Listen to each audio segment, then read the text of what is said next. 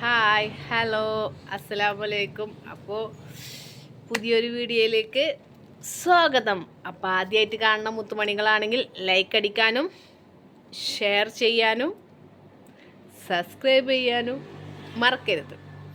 അപ്പം ഇന്ന് എന്താ പറയേണ്ടതെന്ന് വെച്ചാൽ, ഞാൻ ഇന്നലെ വീട്ടിലുണ്ടായില്ല. ഇന്നലെ എന്ന് വെച്ചാൽ ഞാനൊരു 3 മണിയൊക്കെ ആകുമ്പോൾ എൻ്റെ വീട്ടിലേക്ക് പോയി.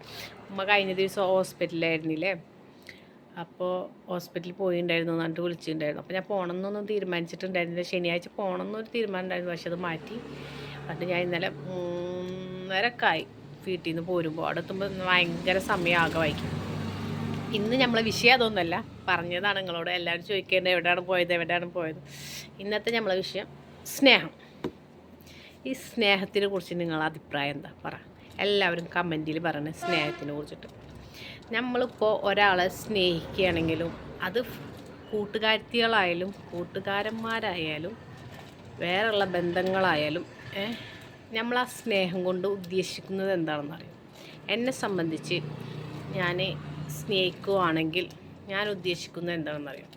നമ്മൾക്ക് നമ്മളെ വിഷമങ്ങളും നമ്മളെ സങ്കടങ്ങളും, വിഷമവും സങ്കടമൊക്കെ ഒന്ന് തന്നെ എല്ലാം തുറന്നു പറയാനൊരു വ്യക്തി, അത് ലേഡീസിൻ്റെ ഒരു സുഹൃത്തുണ്ട്, ഒരു കൂട്ടുകാരത്തിയാണ് അവൾ.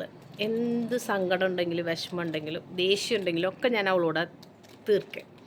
അവൾക്കും അതേ എന്തെങ്കിലും ദേഷ്യം ഉണ്ടെങ്കിൽ എന്നോടാണ് തീർക്കുക. എനിക്ക് തോന്നുന്ന ചെറുപ്പം മുതലേ അറിയാവുന്ന കൂട്ടുകാരത്തിയാണ്, ഒരുമിച്ച് പഠിച്ചവരാണ്. ഇപ്പോൾ കുറേ ദിവസങ്ങളിപ്പോൾ സംസാരിക്കാനുള്ള നേരം നമുക്ക് കിട്ടണില്ല. കാരണം ഒന്നുകിൽ ഈ യൂട്യൂബ് ചാനലുള്ളത് കൊണ്ട് നമുക്കൊന്നിനും ഒരു നേരമല്ല, അതൊരു പോയിൻ്റാണ്. പിന്നെ രണ്ടാമത്തേന്ന് വെച്ചാൽ 4 മണിക്ക് എണീക്കും, 7:30 ആകുമ്പോഴത്തേനും മോൻ്റെ വണ്ടി വരും. ആ ഒരു തിരക്ക് വേറെ. പിന്നെ ഓരോ വീഡിയോസ് എടുത്തിട്ട് ഞാൻ എഡിറ്റ് എന്താണെന്ന് ഇപ്പോൾ എൻ്റെ വീഡിയോസിൽ ചെയ്യാറേ ഇല്ല.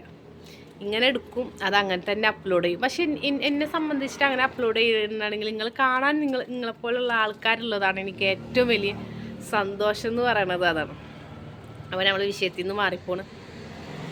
അങ്ങനെ ഇപ്പോഴത്തെ സ്നേഹത്തിൽ സ്നേഹിക്കും, പിന്നെ ഈ കുത്തിക്കൊല്ലണ സമയമാണ്. കാരണം സ്നേഹിച്ച പെണ്ണിനെ കൊല്ലുന്നു, കല്യാണം കഴിച്ച പെണ്ണിനെ കൊല്ലുന്നു സംശയരോഗമായിട്ട്, കാമുകനെ കാമുകി കൊല്ലുന്നു, ഫ്രണ്ട്ഷിപ്പിൽ വില്ലത വരുമ്പോൾ അതിലും പ്രശ്നം. പണ്ടത്തെ കാലത്ത് ഇതൊന്നും ഉണ്ടായിരുന്നില്ല. അപ്പോൾ ചോദിക്കും പ്രേമിച്ചിട്ടില്ലേന്ന് ചോദിച്ചു, സ്നേഹബന്ധങ്ങൾ ഉണ്ടായിരുന്നില്ല ചോദിച്ചു, സുഹൃത്ത് ബന്ധങ്ങൾ ഉണ്ടായിരുന്നില്ല. അന്നുണ്ടായിരുന്നു, പക്ഷെ അതൊക്കെ ഒരു ഇന്നുണ്ടല്ലോ. നമ്മൾ ഇങ്ങനെ നടന്നു പോവുകയാണെങ്കിൽ ഒരു കുഴപ്പമില്ല. പക്ഷെ നമ്മളിങ്ങനെ ചേർത്ത് നടന്നു പോവുകയാണെങ്കിൽ നല്ല വിഷയമാണെന്ന് പറഞ്ഞാൽ നല്ല വിഷയം. ചില കാര്യങ്ങളിലുണ്ടല്ലോ, ഞാനാണെങ്കിലും ചില കാര്യങ്ങൾ എനിക്ക് പെട്ടെന്ന് വിഷമം വരുന്ന വ്യക്തിയാണ്, പെട്ടെന്ന് കരയുന്നൊരു വ്യക്തിയാണ്. എന്നെ വല്ലവരും എന്തെങ്കിലും പറഞ്ഞാൽ നിങ്ങൾ ഈ കാണുന്നൊരു റംലല്ല ശരിക്കും ജീവിതത്തിൽ എന്ന് പറയണത്. കാരണം എന്നെ സ്നേഹിക്കണവർ, എനിക്ക് അല്ലാതെ ആര് പറഞ്ഞാലൊന്നും ഒരു വിരോധമില്ല. എന്നെ സ്നേഹിക്കണവർ, ഞാൻ സ്നേഹിക്കണവർ എന്തെങ്കിലും പറഞ്ഞാൽ, ഉദാഹരണത്തിന് ആരെ പറയും, ഉദാഹരണത്തിന് ഇപ്പോൾ ആരെ പറയാ, ഉമ്മാനെ പറയാൻ പറ്റില്ലല്ലോ. ഉമ്മ എൻ്റെ കൽബല്ലേ, എൻ്റെ ചങ്കല്ലേ.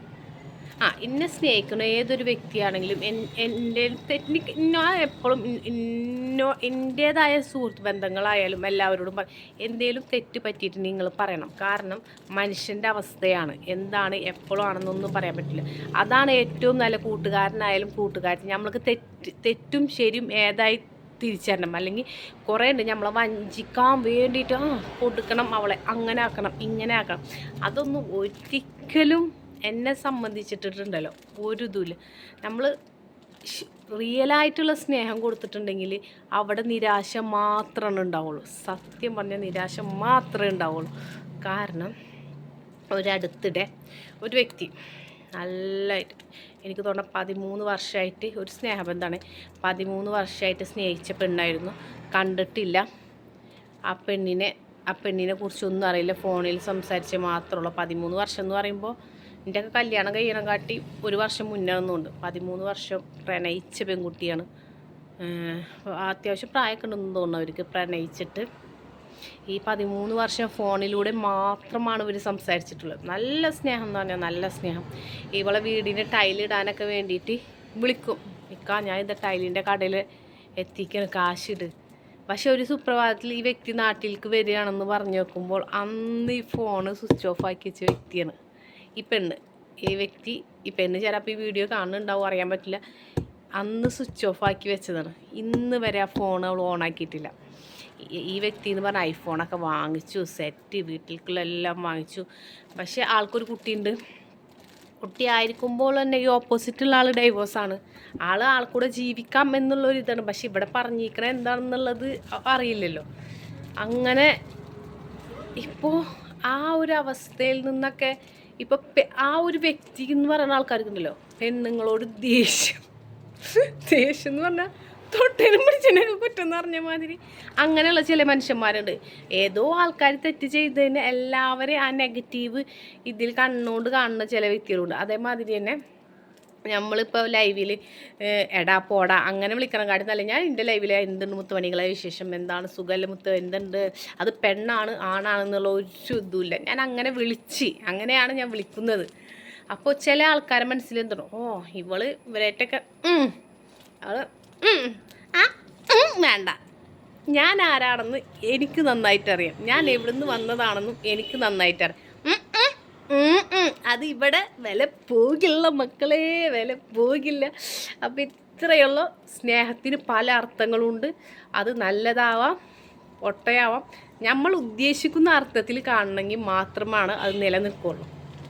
ചിലപ്പോൾ നല്ല സുഹൃത്ത് ബന്ധങ്ങളായിട്ട് പോവും, ചിലപ്പോൾ അപ്പോൾ സ്നേഹത്തിന് പല പല ബന്ധങ്ങളുമുണ്ട്. ആവശ്യമില്ലാത്ത ബന്ധത്തിലേക്ക് പോവാതെ നല്ല സ്മൂത്തായിട്ട് പോവുകയാണെങ്കിൽ നല്ലതാണ്. അപ്പോൾ നമുക്ക് അടിപൊളിയായിട്ട് മറ്റൊരു വീഡിയോ ആയിട്ട് കാണുന്നവരെ ഓക്കെ ബൈ.